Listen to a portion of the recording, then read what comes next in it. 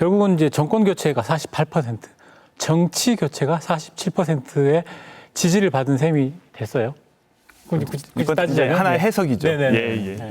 뭐 미네르바가 올빼미는 황혼이 되어서야 날개를 편다라는 말처럼 결국 사후적으로 네. 그 의미를 해석할 수밖에 없는 건데. 그렇죠.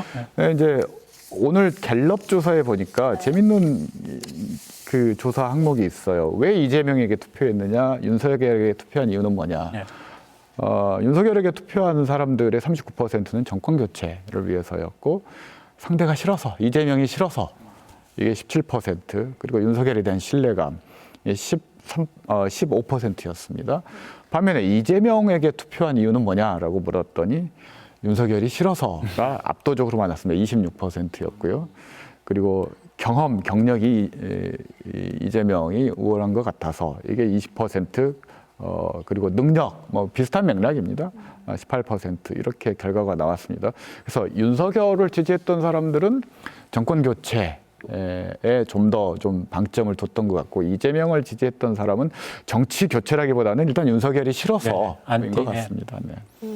저도 그 의견에 동의하고요. 그러니까 정치 교체라고 생각하고 찍은 분이 없는 것은 분명히 아닌데, 마지막에 거의 이렇게 대등한 마지막까지 이제 승부가 펼쳐질 수 있었던 데는 막판에 몰린 표심이 있거든요. 이제 그 표심의 상당 부분은 사실 안철수 후보의 단일화 때문에 약간의 이제 분노한 표심도 있고, 그리고 막판에 도저히 뭐 윤석열 후보가 당선되는 것은 못 보겠다고 해서 온 분들, 또 정의당 지지자지만 눈물을 머금고 심상정이 아닌 이재명 후보를 선택한 사람들, 이렇게 여러 가지 사람들이 있는데, 그 중에서 상당 부분이 사실 이제 부정적인 의미에서 이재명 후보를 선택했다는 점에서는 민주당이 이 수치에 만족해서는 안 된다, 그렇게 생각합니다. 막판 표 결집이 이루어진 게 결국 저는 두 단어로 요약할 수 있다고 보는데요. 앞서 말씀하셨듯이 하나는 분노, 야권 후보 단일화에 대한, 안철수에 대한 어떤 분노, 그리고 또 하나는 공포였을 겁니다.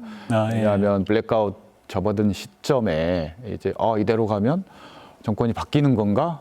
아마 그렇기 때문에 정의당 심상정 후보가 만약에 그런 게 없었다면 5% 정도는 나와야 정상인데 2%, 2.6%, 1.6%? 뭐 2%대였죠.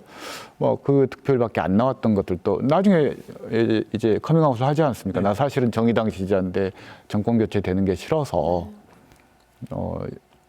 1번 찍었다. 그러면서 뭐 후원금 입금하는 이런 모습들이 나타났는데, 이런 부분들이 막판 한 6% 정도의 유보층들이나 혹은 정의당 지지층들의 이동을 불러왔던 원동력이었던 것 같습니다. 두 분이 생각하기에 이번에 결코 이제 짧지 않은 선거 기간 동안에 어떤 결정적인 순간들이 있었을 거라고 생각이 돼요.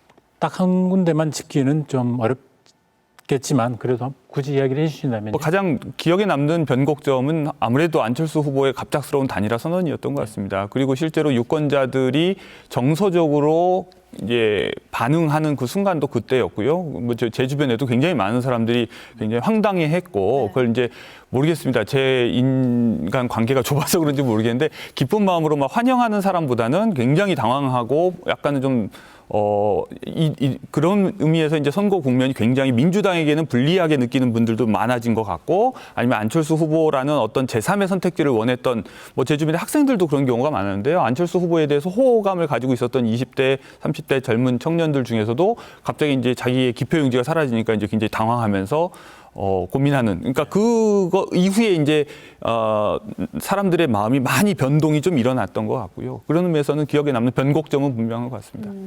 오 대표님은? 저는 선거라는 게, 저는 아주 단순하게 이야기하면 선긋기라고 할 수가 있습니다.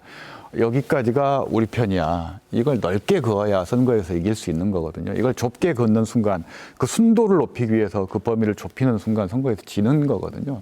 제가 민주당 관계자분들께도 얘기를 했습니다만, 제가 보는 가장 큰 변곡점은 이른바 이준석 리스크와 윤핵관 논란으로 윤석열 후보가 20% 중반대까지 지지율이 떨어졌을 때, 그때 민주당이 어떻게 했냐면, 이제 통합정부에는 연정도 포함이 안 되고 이 경계선을 좁게 그렸다라는 거죠. 근데 제가 그때 뭐 잘 아시겠지만 저는 안철수 후보와의 공동 정부를 해야 된다라고 여러 차례 MBC에 나와서도 이야기한 적이 있는데 그건 왜냐하면 윤석열 후보는 어차피 지금 떨어졌지만 회복 탄력성이 있어서 기본적인 고정 지지층이 있기 때문에 그럼 이재명 후보가 어디까지 갈 수 있을까? 이게 확장성의 한계가 지적되는 시점이었다라는 거죠. 그러면 과연 윤석열을 이길 수 있을 만큼 확장할 수 있을까에 대해서 당시에 퀘스천 마크였다라는 거죠. 그렇기 때문에 바로 이 시점에서 그러한 외연을 확장할 수 있는 접근, 이렇게 선을 좀 넓게, 구획선을 넓게 멀리 긋는 그런 노력을 안 하고 좁게 그었던 것이 결과적으로 마지막에 그런 시도들이 통하지 않았던 결정적인 시점이라고 저는 봅니다. 확장성을 좀 좁히는 바람에 이게 어떤 패배의 원인이 됐다라고 말씀을 제 해주셨는데요. 개인적으로는 그렇게 봅니다. 네. 아니, 뭐 저도 어느 정도 그 부분에는 동의를 하는 게 약간 방심하고 있는 건 아닌가 하는 그런 생각은 좀 들더라고요. 네.